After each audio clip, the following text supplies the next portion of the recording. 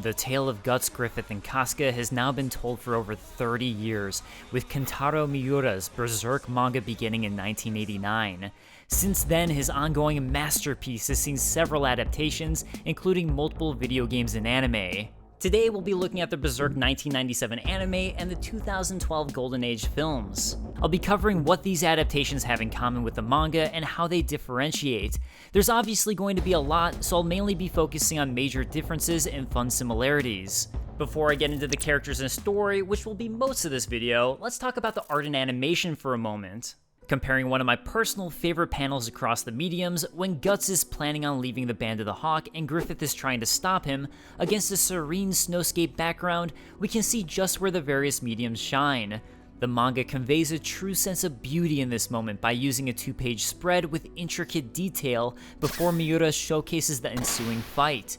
The anime, with its low budget, still maintains some gorgeous backgrounds, but it's clear that the level of detail is lacking. The animation, in part, relies on moving still frames to convey its power and speed, but it does the job and with good direction showcases some of the impact of this moment.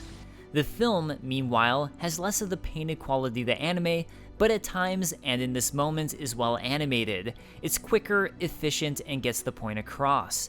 And I think that exemplifies how these three differ. The anime does what it can with Berserk within a limited budget and good direction. A scene like Guts revealing his Dragon Slayer is poignant and important, and while the manga has a gorgeous panel showcasing its power in a single frame, the anime uses multiple cuts, sounds, and repeating actions to showcase the weight of this weapon and just how incredible it is.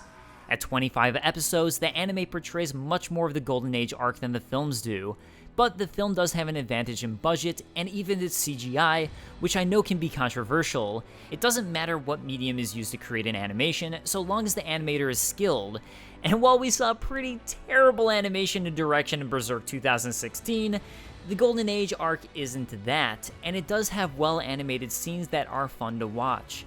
This is especially true during Great War scenes such as the Battle for Doldry. There's a sense of scope and scale shown in the anime, but usually not in motion. In the film, we get to see this battle truly brought to life. Berserk is a manga that has intense and heated action mixed in with quiet reflective moments. Both of these are equally important in preserving the core of what Berserk is about. Yes, a big muscle-bound man swings a giant sword at horrific entities and cleaves people in two, but it's much more than that. It's about the characters who are affected by the war-torn world they were given, how their past haunt them and inform their future decisions, about their dreams and regrets, and how these dreams affect the people around them. This is where the Berserk anime shines over its film counterpart, partly thanks to its run length. It takes the time it needs when the characters have to reflect or look over their companion's bonfire of dreams. The score by Susumu Hirasawa goes hand in hand with the ominous feeling of the show and serves to enhance Miura's original vision. Whether it be the dark and mysterious undertones of Baelit or Guts' emotional theme, it's not just a theme that speaks to raise your angst, it's one that instead perfectly encapsulates Guts' complicated inner turmoil. And look, I actually like the 2012 OST, in particular Des Liens Solides as well, but there's just something otherworldly about Hirasawa's music that fits just right with Berserk. Hey, I'm here.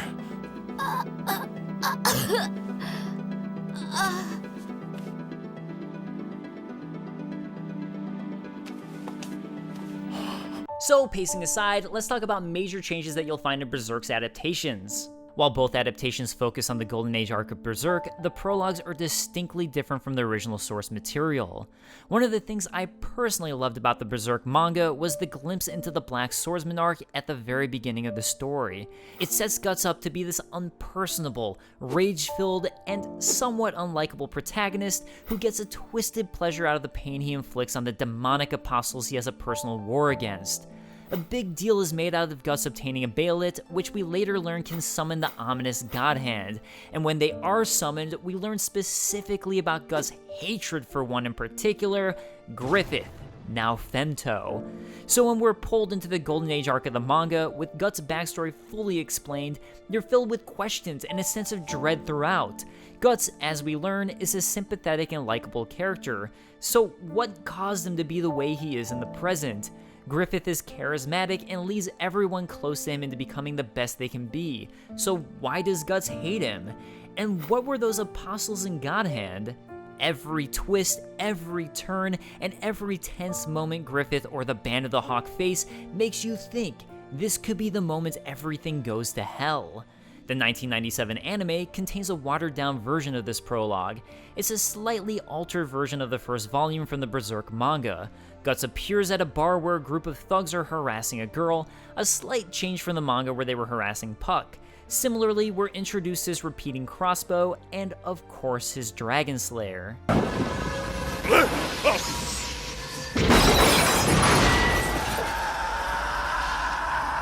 Unlike the manga, where Guts is captured and tossed in prison, he takes respite in a nearby forest, and we're introduced here to a brief flash of the God Hand and his hatred for Griffith. Everything culminates in Guts fighting his first apostle, which is the same Snake Lord we see in the manga. And with his demise, we skip the slug count and head straight into the Golden Age. Once again with the setup, but not quite as intricate.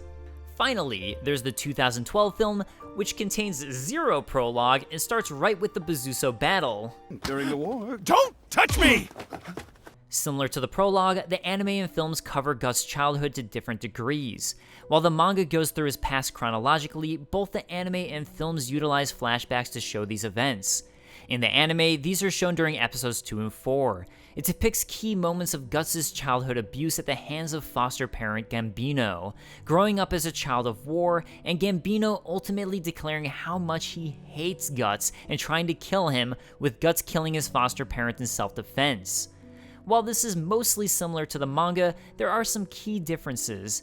In the anime, Guts earns the scar over his nose when defending himself against Gambino the night he accidentally kills him.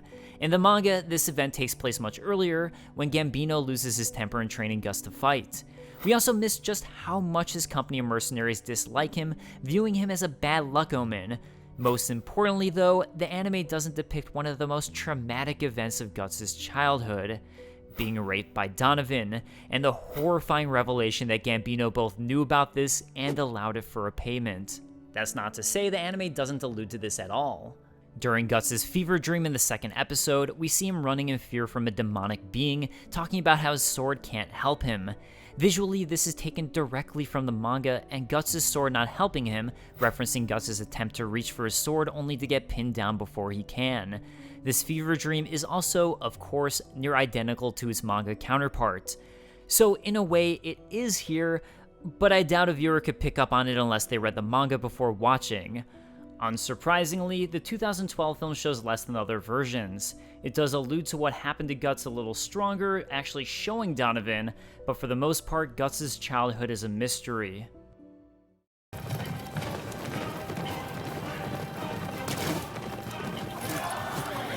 With the manga as dense as Berserk, most examples tend to be things that are cut here and there, but the 1997 anime actually features more when it comes to the Band of the Hawk.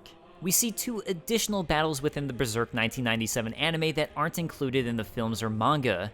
These include the attempt to capture an enemy supply base and the capture of a stronghold and bridge that truly turned the tides of war.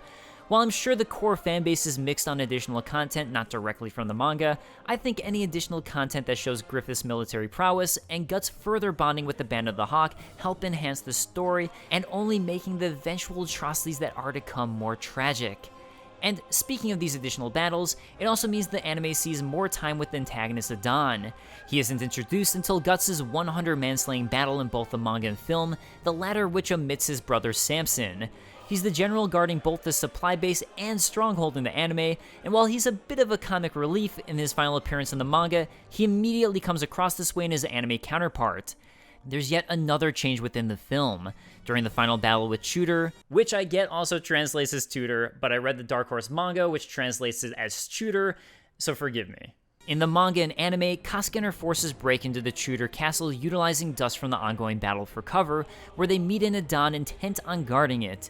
In the film, Casca instead utilizes a captured and hostage Adon, as well as Tudor disguises to sneak into the castle.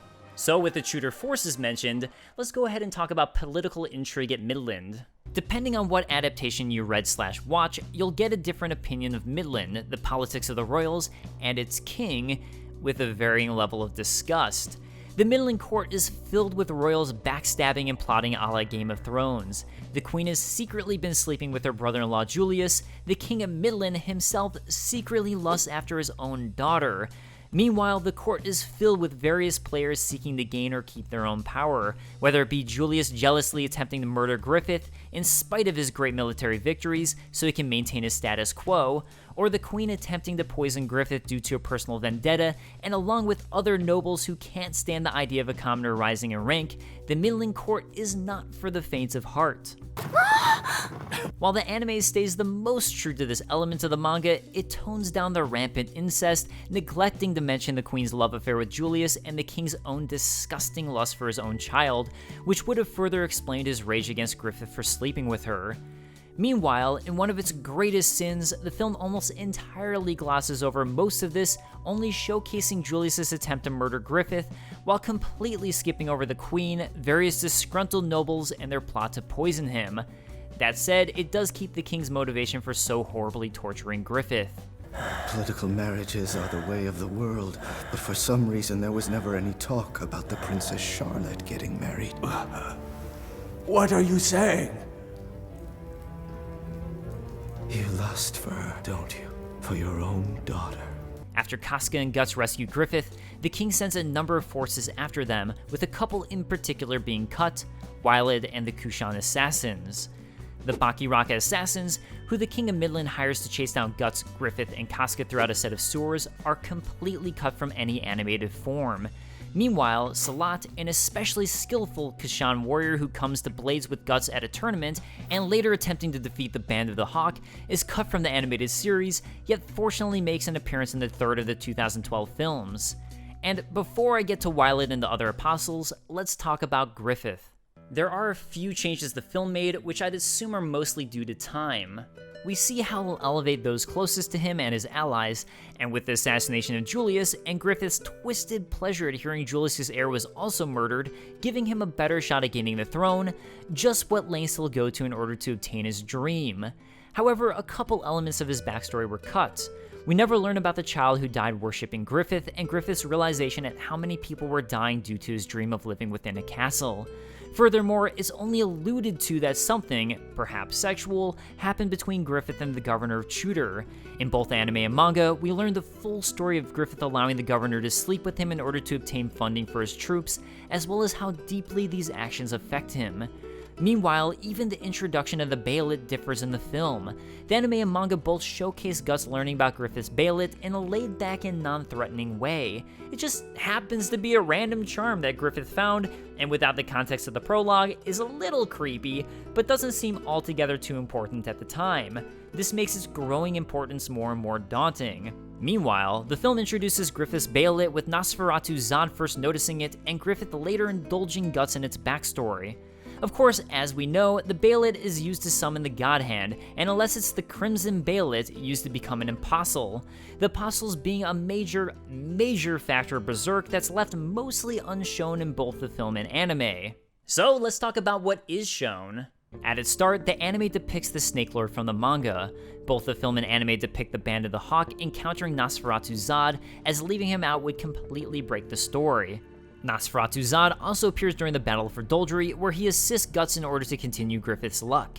Notably, this was cut from the film.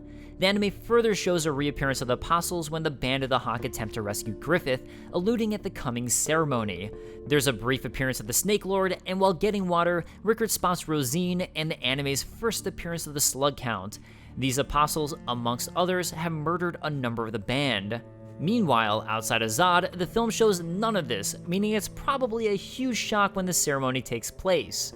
What's missing are the apostles from the prologue, meaning a female apostle who sexually lures her victims before killing them, and the long chapter about the Slug Lord. After the band rescue Griffith and the Bakiraka assassins fail to stop them, the King of Midland sends Wylad after them. I can't say I'm too shocked this was cut. Pacing-wise, while it would have been yet another element that would have had to play out before the eclipse takes place. Like the other apostles, he's absolutely horrible, and some of the imagery involving him would be pretty tough to get through his censor. He does, however, without a doubt showcase just how bad things are getting, and helps introduce the coming ceremony before it occurs.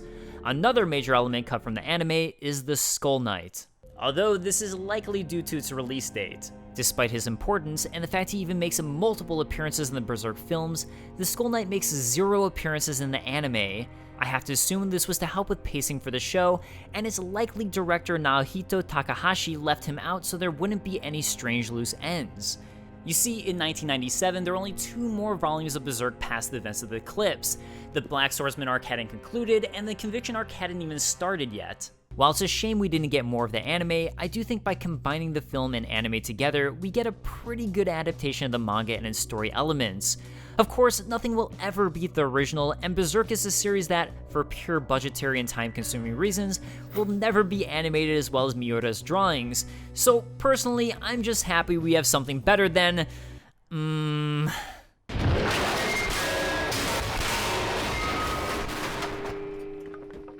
So I think that concludes the most major changes made to Berserk in the anime and the film.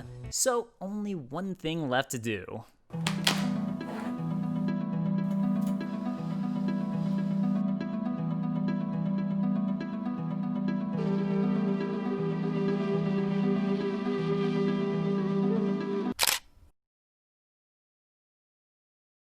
I hope you guys enjoyed this video. Let me know if there's anything you think I should have included. Berserk is hands down my favorite manga, so any excuse to talk about it is a treat. Even if you want to see a video on the 2016/2017 adaptation. So sound off in the comments, and I'll see you guys next time.